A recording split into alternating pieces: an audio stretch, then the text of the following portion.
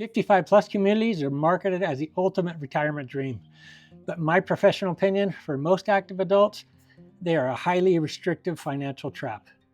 Welcome back to Retire Smart, Live Happy. I'm Chris. Today, I'm breaking down exactly why I refuse to move into one of these communities, the horror stories I've seen firsthand, and what I highly recommend you do instead to actually get the freedom that you want. But before we dive into the dark side of these glossy brochures that you see in these communities, I want to hear from you. Drop a comment below right now. Are you team 55 plus or team regular neighborhood? Let me know. If you're thinking about moving into one of these communities and want more info or a second opinion, you can book a call in the link right down below. And please remember to take 2 seconds and hit the like and subscribe button if you're getting anything out of these videos, and I appreciate that very much. Okay, so let me break this down for you. Let's separate what you're hearing from what's really happening. To give you some context, I've been a real estate agent and broker for over 20 years.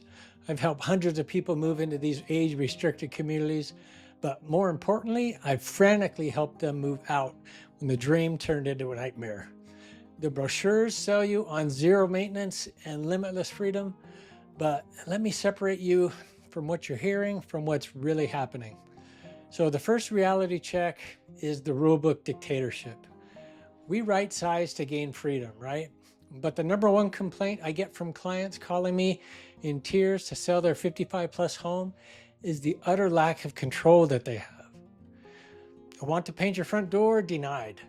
Want to park your RV in the driveway for a long weekend coming up to pack for your trip? You get fined. Want your grandkids to stay with you for a month during the summer? Well, read the bylaws because it might be illegal in your own neighborhood. There's even an HOA here in Salt Lake City area that tells you what color flowers you can or can't plant, and that's the front yard and backyard. Instead of freedom, you're paying top dollar to live under a microscope and the whims of a power-hungry HOA board member. But here is where things get genuinely dangerous for your retirement and why you need to pay close attention before you sign any contracts. If you ignore the fine print and buy into the wrong community, you aren't just giving up your freedom, you'll risk walking into a massive financial black hole. So let's talk about the resale trap. When you need to sell due to health, family, or just hating the rules, your buyer pool is drastically shrunk to a specific demographic. I've watched beautiful homes in these communities sit completely stagnant on the market for months, while houses down the street in regular neighborhoods sell in a weekend. And the stakes get even higher with special assessments. What happens when that beautiful multi-million-dollar clubhouse needs a brand new roof, or the pool needs to get redone? The community doesn't just absorb that cost, you get the bill. If you're on a fixed income, getting hit with a $4,000 plus HOA assessment to fix a resort-style pool you didn't even use is devastating. You risk trading the stress of a big house for the stress of a financial prison.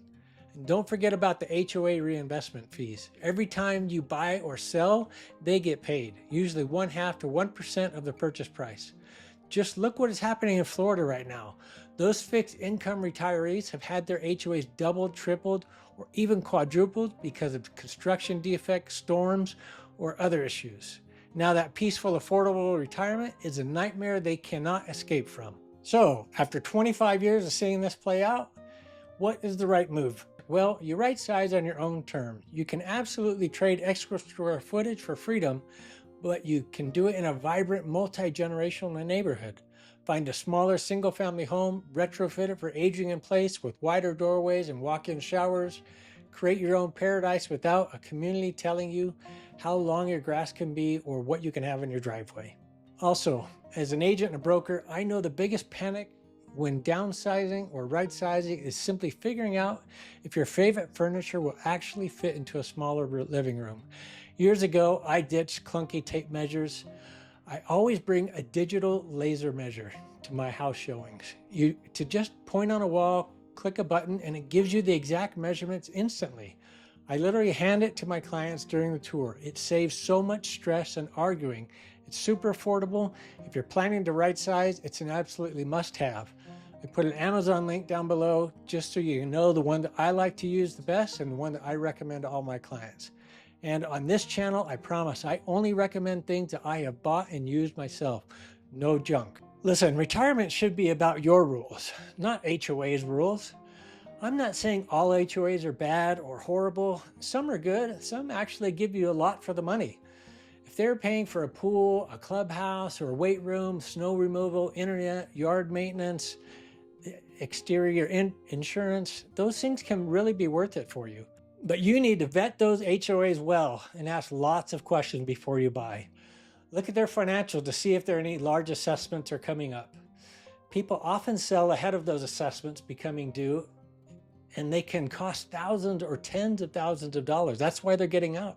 And we should also talk about some of the other things that people often don't think about when it comes to 55 and older communities. Social fit matters more than you think. You remember those days back in high school when there were little cliques running around and you didn't fit into their little clique, you didn't feel welcomed? Well, sometimes things don't change as we age. I've seen clients come back to me in tears after a few months in their community because they just don't fit in. The people who have been there a long time, they move in, they're not accepted. There's little cliques for doing this or that. They don't seem to be invited to go out to get drinks or to dinner or some of the other things. Now, I'm not saying this is all of them, but I've genuinely seen it happen before. And it's really sad when it happens, when people are honestly trying to make friends and they feel like they're just being ostracized and looked down upon. So cliques certainly do happen in these communities. Another complaint I hear from people is a lot of these communities just feel too quiet. They feel like they're stale and dead and people are just waiting around to die, passing their time quietly. There's no kids playing in the road. There's no music whatsoever allowed anywhere. Doesn't seem to be anybody outside enjoying themselves or doing any of that. They just seem like they're dead. And that's a complaint that I hear from people as well. Also, we touched a little bit on this, but the guest restrictions, how many people you can have come over at one time, how many people you can have stay overnight, or if you can have them stay overnight at all, if you can have a car parked in your driveway. Usually you can't have any cars parked on the street overnight. They really don't like that. And often you can't have any cars parked in the driveway overnight. So a lot of HOAs are really strict on these rules, and they will come down on you hard if you just think they're really not that big a deal. Also, another thing to think about is the amenities that are close by the community. How close are you to hospitals? How close are you to shopping? Maybe if you can't drive anymore and get around, are you close by public transportation, or can you catch an Uber pretty quick, or can you have some friends that will drive you to the store, get some groceries, things like that. Those are certainly things to think about. You don't want to live out on an island in a really nice community, but everything is 20, 30, 40 minutes away or more just to get to something, especially a hospital or dentist appointments or things like that. You want to make sure a lot of those amenities and those conveniences are close by your community that you're thinking about moving to. So this is where it really comes in handy to have an agent or somebody that you know, a trusted friend if you don't want to use an agent, but somebody that lives in the area, that knows the area well, that knows where these regular, multi-generational communities are that don't have these crazy HOAs and don't have 55 plus communities only. So some 55 plus communities are wonderful. I have clients that live in them and they absolutely love them. But you just have to watch out for them. You have to get somebody that knows where the good areas are, where the good communities are, and certainly where homes are that might fit your needs now, because there are homes out there that are single level living that have been built by good builders, that have wide doorways, that have few steps to get in, don't have HOA fees, and you can just hire your own people to come and do the yard work if you want.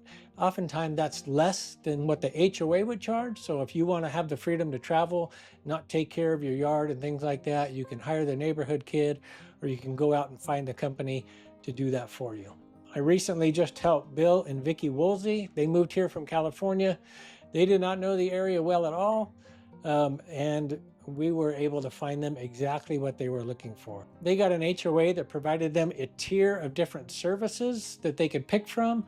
Some just did the front yard, some did the front and backyard, some did the snow removal. They could have access to the clubhouse and the pool if they wanted or not.